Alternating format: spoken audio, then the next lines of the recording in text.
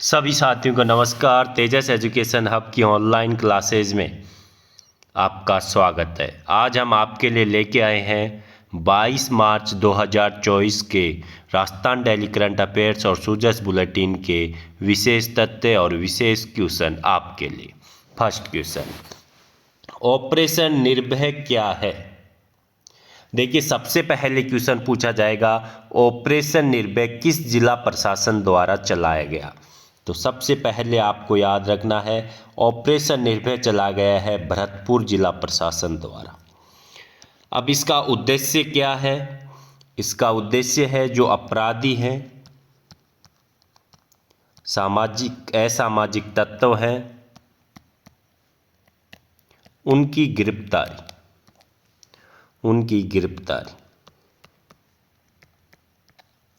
एक ही दिन में 1000 बदमाशों को गिरफ्तार किया गया है इस ऑपरेशन के तहत।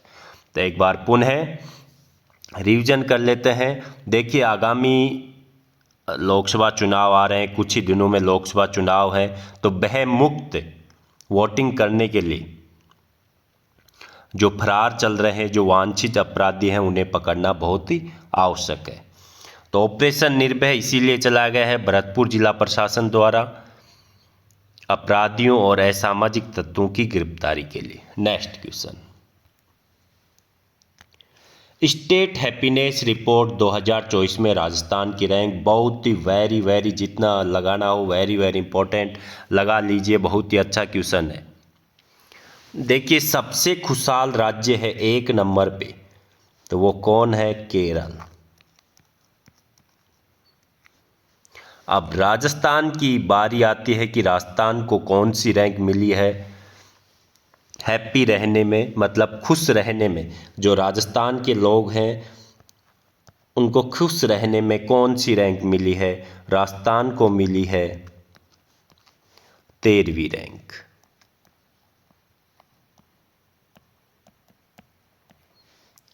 बिल्कुल याद कर लीजिए, 13वीं रैंक, 1 नंबर पे केरल।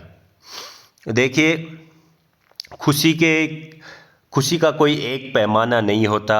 खुशी उम्र पे निर्धारित करती है, पैसे पे निर्धारित करती है, आपके पास कितना बजट है उस पे निर्धारित करती है, आप कौन से जेंडर से हो उस पे निर्धारित करती है।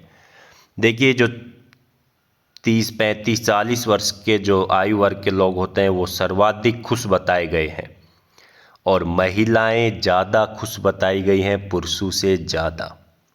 और सबसे परेशान हैं, सबसे नाखुश हैं ज़िंदगी से, तो वो हैं बेरोज़गार। सिर्फ 56% बेरोज़गारों ने खुश कहा है, बाकी सभी नाखुश हैं अपनी ज़िंदगी से। उन्होंने कहा है कि हम कभी कभी तो एक दिन में एक बार भी हंसी नहीं आती है बेरोज़गारों को। तो एक बार पुनः देख लीजिए, अगर महिला पुरुष में कौन सबसे ज़्यादा खुश? महिला खुश। सरकारी और निजी नौकरी वालों, रिपोर्ट की बात कर रहा हूं मैं, यहाँ किसी प्रकार की मैं जो रिपोर्ट में जो बात लिखी गई है उसी पर चर्चा कर रहे हैं। स्टेट हैप्पीनेस रिपोर्ट 2024 में सरकारी नौकरी वाले ज़्यादा खुश हैं या निजी नौकरी वाले? तो प्राइवेट जॉब है, जो निजी जॉब है, उन्होंने ज़्यादा कहा है कि हम ज़्यादा खुश हैं। 72% प्राइवेट जॉब वालों ने खुश कहा है। वहीं सरकारी नौकरी वालों ने 71% ने ये माना है कि वे अपने जीवन से खुश हैं। और सबसे ज़्यादा परेशान बेरोज़गार। और देखिए, रिश्तेदार जो मदद करते हैं, दोस्त मदद करते हैं, उसमें 1 नंबर पर हैं झारखंड के लोग। तो इस प्रकार ये रिपोर्ट है स्टेट हैप्पीनेस रिपोर्ट 2024, जो 28 राज्य और 8 केंद्र शासित प्रदेशों की जारी की गई है। राजस्थान का उसमें स्थान 13वां है। तो देखिए, ज़िंदगी चाहे बेरोज़गार हो, चाहे प्राइवेट जॉब हो, सरकारी जॉब हो, हंसते रहिए और हंसाते रहिए, यही ज़िंदगी के जीने का फार्मूला है। इससे बेहतरीन फार्मूला नहीं हो सकता। नेक्स्ट क्वेश्चन, दुल्हनडी महोत्सव। देखिए, सर्वप्रथम तो आप सभी को होली की अग्रिम शुभकामनाएं, धुलंडी की अग्रिम शुभकामनाएं। 24 का होली है और 25 का धुलंडी, जिसे हम गाँव में साधारणतः छारंडी के नाम से पुकारा जाता है। तो देखिए, पर्यटन विभाग द्वारा धुलंडी महोत्सव का आयोजन कहाँ किया जाएगा, ये क्वेश्चन भी बहुत इम्पोर्टेंट हो जाता है, क्योंकि सरकारी महोत्सव है, पर्यटन विभाग का महोत्सव है। तो देखिए, रंगों की होली है, बुरा ना मानो होली है। तो धुलंडी महोत्सव का आयोजन किया जाएगा 25 मार्च को, और 25 मार्च को ही धुलंडी है। इसका स्थान है, देखिए, अगर आप जयपुर में रहते हैं तो वहाँ पे जा सकते हैं, आनंद ले सकते हैं। खासा कोठी होटल जयपुर, खासा कोठी होटल जयपुर में इसका आयोजन किया जाएगा। नेक्स्ट क्वेश्चन, राजस्थान में लोकसभा चुनाव में पहली बार होम वोटिंग। आपको बता दें, विधानसभा चुनाव में, जो पिछले विधानसभा चुनाव थे, उसमें भी पहली बार होम वोटिंग की सुविधा प्रदान की गई थी। तो होम वोटिंग की सुविधा किसके लिए प्रदान की गई है? लोकसभा चुनाव के लिए बात कर रहे हैं हम। 85 वर्ष से अधिक वरिष्ठ नागरिक, दो शर्तें हैं इनमें। 85 प्लस उम्र होनी चाहिए। दूसरी शर्त है 40% से अधिक दिव्यांग होना चाहिए।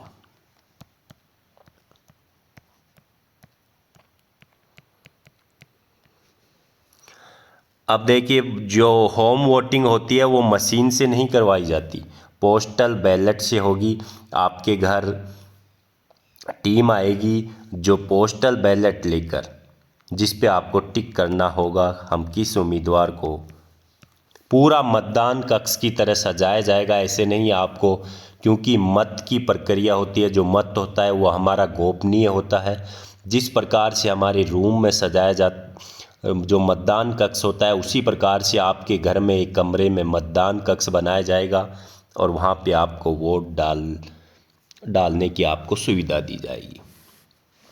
अब आपका अगला सवाल ये हो सकता है कि अगर आपके परिवार में 85 वर्ष से अधिक कोई वरिष्ठ नागरिक हो या 40% से अधिक दिव्यांग हो, तो वो होम वोटिंग के लिए किस प्रकार अप्लाई कर सकता है। तो देखिए, जो आपका बूथ लेवल अधिकारी है उसके पास लिस्ट आ गई है, जो 40% से अधिक दिव्यांग जिन्होंने दर्शा रखा है वोटर लिस्ट में। साथ ही जिनकी उम्र 85 वर्ष से अधिक हो चुकी है, उनकी लिस्ट भी आपके BLO के पास आ चुकी है। वो आपके पास जाएगा और साइन करवाएगा कि क्या आप इच्छुक हैं या नहीं। अगर आप इच्छुक हैं तो वो हाँ कर देगा, और आपके पास चुनाव से पहले टीम आएगी घर पे और जो वोट दिलवा के ले जाएगी। अगर आप नहीं करते हैं, आप होम वोटिंग की सुविधा नहीं लेना चाहते हैं, तो नहीं करके आप इसे इनकार कर सकते हैं, आपके लिए कोई अनिवार्य नहीं है। नेक्स्ट क्वेश्चन, राजस्थान की पहली ग्राम पंचायत जिसे क्वालिटी मैनेजमेंट सिस्टम के लिए ISO सर्टिफिकेट मिला है। ISO सर्टिफिकेट किसके लिए? क्वालिटी मैनेजमेंट सिस्टम, बेहतरीन मैनेजमेंट के लिए, बेहतरीन मैनेजमेंट सिस्टम के लिए। तो राजस्थान की ऐसी पहली ग्राम पंचायत, बहुत ही अच्छा, वेरी वेरी इंपॉर्टेंट क्वेश्चन है। मुंजासर, मुंजासर जो फलोदी जिले में पड़ती है। तो याद रखिए, मुंजासर को certificate of registration ISO certificate मिला है 9001/2015। नेक्स्ट क्वेश्चन, 33वां सरस्वती सम्मान। देखिए, जो 33वां सरस्वती सम्मान है, ये सबसे पहले तो किस फाउंडेशन के द्वारा दिया जाता है? के बिड़ला फाउंडेशन के द्वारा प्रदान किया जाता है। ये इसमें कितनी राशि दी जाती है? 15 लाख रुपए दिए जाते हैं। कब से दिया जा रहा है? ये 1991 से दिया जा रहा है। जो 33वां सरस्वती सम्मान है 2023 का, वो किसको दिया जाएगा? प्रभा वर्मा को। याद रखिए, प्रभा वर्मा। किस काव्य कृति के लिए दिया जाएगा, ये भी बहुत इम्पोर्टेंट हो जाता है। तो काव्य कृति का नाम भी आपको याद रखना वेरी वेरी इम्पोर्टेंट है।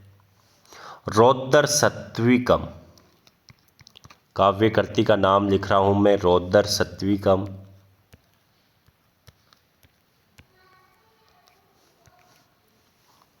तो ये दो नाम आपको याद जरूरी होने, प्रभा वर्मा और उनकी काव्य कृति रौद्र सात्विकम। कई बार पूछ भी लिया जाता है कि सरस्वती सम्मान के तहत कितनी पुरस्कार राशि प्रदान की जाती है। 15 लाख रुपए किस फाउंडेशन के द्वारा दिया जाता है? के बिरला द्वारा दिया जाता है। यह कौन सा सरस्वती सम्मान था? 33वां सरस्वती सम्मान था। इसकी स्थापना कब हुई थी? 1991 में इसकी स्थापना हुई थी। तो देखिए, इस प्रकार फिक्स 10 मिनट में हमने डेली करंट अफेयर्स को कवर कर लिया है। आप पूर्णतः ये देख सकते हैं, हम आपके कम से कम समय को हमने बहुत ही बेहतरीन कंटेंट देने की सोच रखते हैं। तो सोच रखते हैं तो सोच का मज़ा भी आना चाहिए। अपने दोस्तों के साथ शेयर कीजिए और एक प्यारा सा कमेंट कीजिए। धन्यवाद। और हमारा अगर नए हो तो टेलीग्राम, डिस्क्रिप्शन में टेलीग्राम ग्रुप का लिंक दिया गया है, वहाँ से आप ज्वाइन कर सकते हैं। धन्यवाद।